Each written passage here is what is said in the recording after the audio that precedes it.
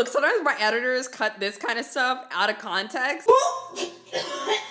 If you guys don't already know, look, most of us know who Chris Watts is. In fact, I think Chris Watts is actually the case that got so many people into true crime because it was fascinating how much footage was there. His interrogation, the lie detector, the court footage, the text messages, the police body cam footage.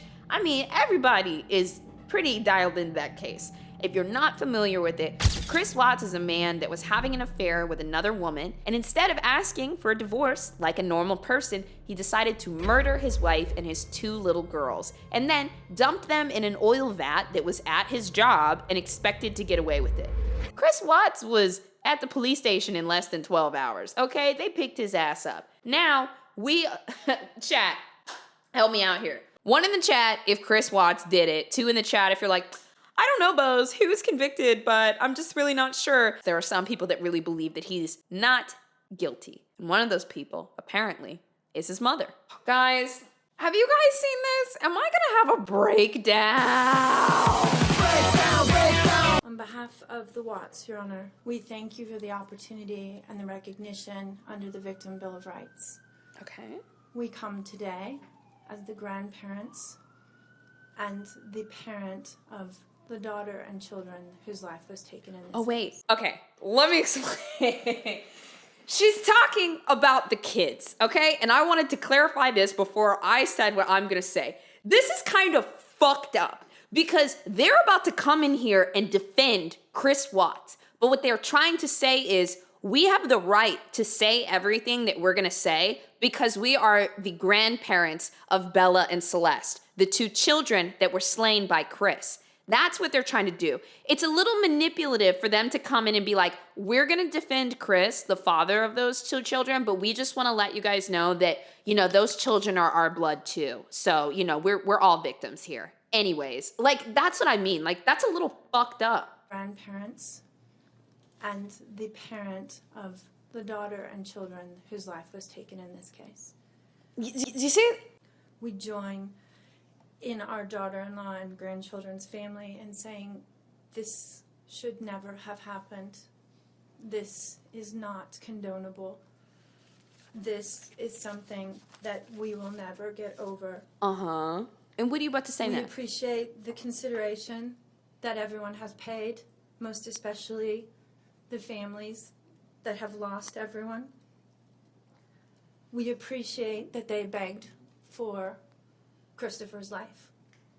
We agree and echo what they have said, that it is not his place to take anyone's life, nor would it be our place as a community to take his life. Mm-hmm. So we thank you for the opportunity and for every consideration and effort that's been put out. Okay, if I was Bella and Celeste in death and my grandparents took the stand and they were like, just saying all this bullshit, I'd be pissed. I'd be like, you are not my grandparent. Just because you share my blood doesn't mean that you can do or say whatever you want about me. That is a strange entitlement that we as society try to have to our children. Just because you share blood does not mean that you are truly a parent or grandparent in this case. Because if you were really the grandparents of this child, you would not be defending their killer. The prosecution in this case has in fact respected the Victim Bill of Rights. They took the time to explain that the information that my clients had at the time that they were interviewed was not correct. They were misinformed. They were searching for answers. They were not intending to cause any pain. Dude, look at this. Look at this. Look, homie, look. Oh, Chris over here in the corner. Holy shit. To anyone. Could he make himself any smaller? Just go ahead, get down on the ground, Chris. Give them the time and the respect and the consideration so that they could tell this court and everyone in this community that the interview content was not their message. That they accept that their son has done this. That they accept that he chose to plead guilty. That he sought. What is the point of this statement? Their consent and agreement for a life sentence. They appreciate that he is given the opportunity to serve that life sentence. It is his responsibility. It is his sentence. And it is not enough to make up for what has done. What are you... We understand and Shut up! Oh my God, I don't care. You know why else this is annoying? Okay, we're two and a half minutes in so far. What the fuck has she said? Nothing. Has she said anything that resonated with you? I believe that it's because she's laying the foundation to say whatever she really wants to say, or she's just not saying what she really means. That's why it sounds like bullshit. She doesn't mean anything that she's saying. Like, she's trying to package it up as like, thank you for sparing, like my brothers or whatever. She just doesn't mean anything she's saying. She's not saying anything. What she's trying to do is say the right thing, but like she doesn't mean it. join the family and that we have Let's see, where's she going with we don't this? know how such a thing could possibly happen, or that We don't know how such a thing could possibly happen. We don't know how we could have raised a man that killed his entire family. We're not like that. We have no idea. We don't know why Chris did this. a man that was responsible for raising his children and protecting his wife would take the steps that he did, and that he would disregard their bodies and the love that he had for them and they had for him and everyone else, and take the gestures and put this community through the investigation and the discovery and the responsibility. This is so of bringing bad. justice. We do not understand that.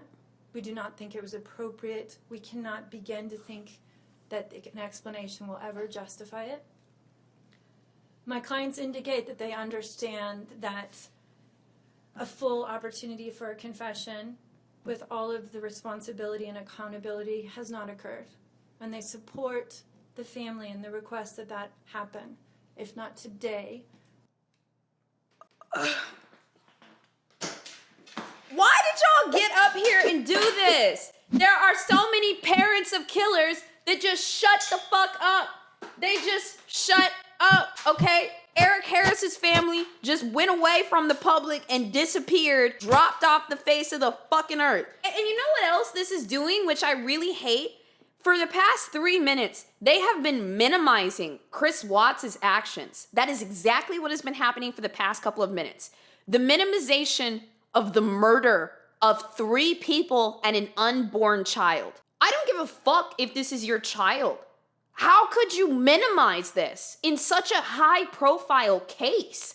Like, it's fucked up because really what they're doing is trying to minimize what they perceive as their bad parenting. And by giving this opportunity of a life sentence, we hope that he embraces that moment. That had the death penalty been pursued, there would not have been an opportunity to be accountable. Counsel would have fought for his life. The prosecutors would have been engaged in a multiple-year battle. The families would have been torn apart. This community would have had to subsidize it and endure it. I've never seen anyone say nothing for so fucking long in my life. Like, I'm hard pressed to find a fucking case where somebody just says absolutely nothing for 4 minutes. Dude, I don't know why. I feel really sick hearing this. I don't know. Do you guys, does this feel kind of just like, ooh? Fearful Sludge Boy says, can you point out where they minimized the crime when they said over and over what they did was awful? Sure, I'll point out how, because if I were to listen to this tone and a lot of the words that are being said, I would have no idea that 3 women and an unborn child were murdered. That is what minimization is. That is a highly emotional situation, and I don't feel anything tied to that very serious thing. So to me, yes, this is heavily being minimized. But I mean, granted, that's kind of what her responsibility is here, right? It's just how this court stuff works. But me, I think it's pretty fucking gross. And I think it's very irresponsible in a super high profile case like this. But they're parents. It's exactly what they're gonna do. And that's what the attorney's here to do. Oh, she's gonna talk. My name is Cindy Watts. Okay. I am the grandmother of 2 beautiful granddaughters, Bella Marie. This is why I said that is manipulative. To claim to introduce herself as the grandmother of Bella and Celeste, to us, you are the mother of Chris Watts. And to start off with that statement is like, I am allowed to say these things about these 2 children in death because of this. Now, actually, and also, I do want to be fair too. I know that this is Cindy Watts.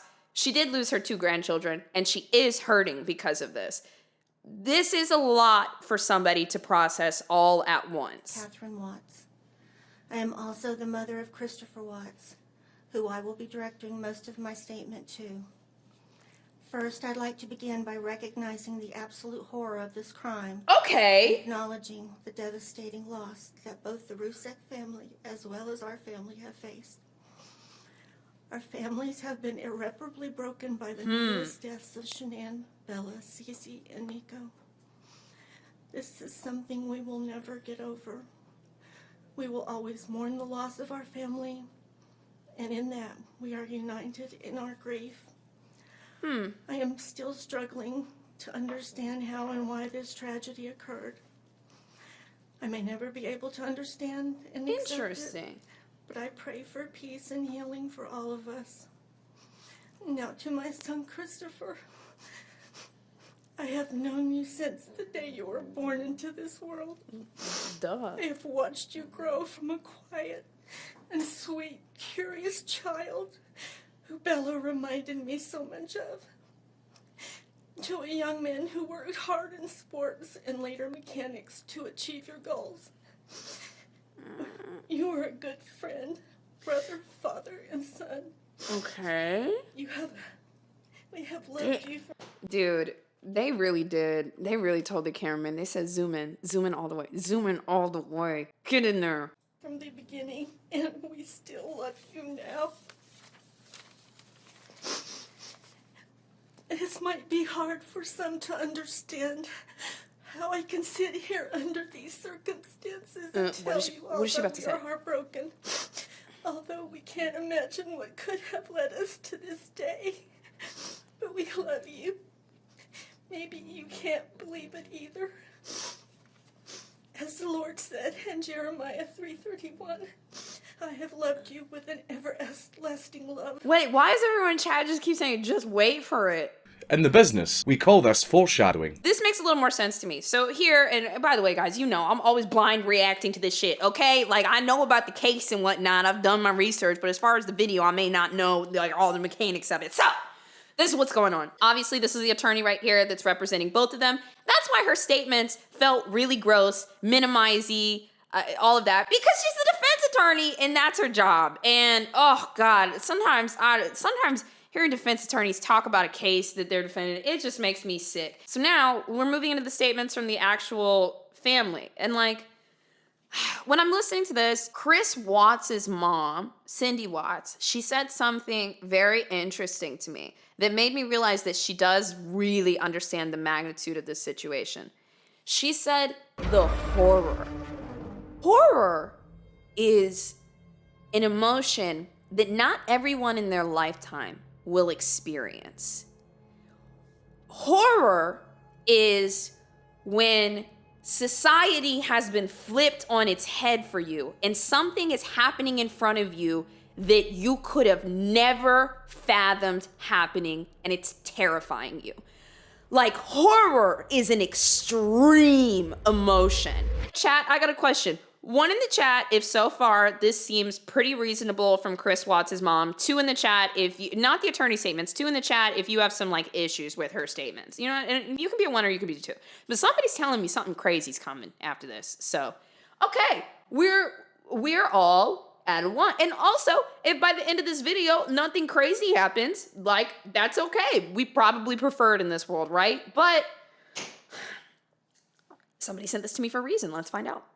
I hate what has happened. Your father and sister and I are struggling to understand why.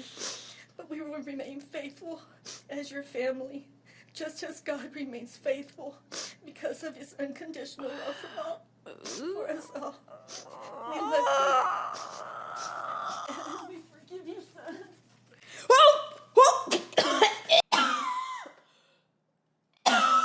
Man. You know what? I'm gonna say this. Cindy Watts turning around and saying, "We forgive you, Chris," makes me very, very sick. Yeah, I have a lot of, you know what? Can we make this discussion? YouTube, you people, I'm live right now. I can't articulate myself that well. If it made you sick, why does it make you sick? Please, like, look, I'm gonna start penning people's shit. I mean, I have a vague idea, but like, I've got a lot. Hold on. Woo! Can we have an intermission? What, do you have to shit? We're right in the middle of a video. It's over in like a minute and a half. Can you shit after this? Somebody said BOZE is shit shaming. Is that a thing? What is shit shaming? Not shittermission. If this isn't a YouTube video, I'm sorry. I need you guys to know that I take this seriously.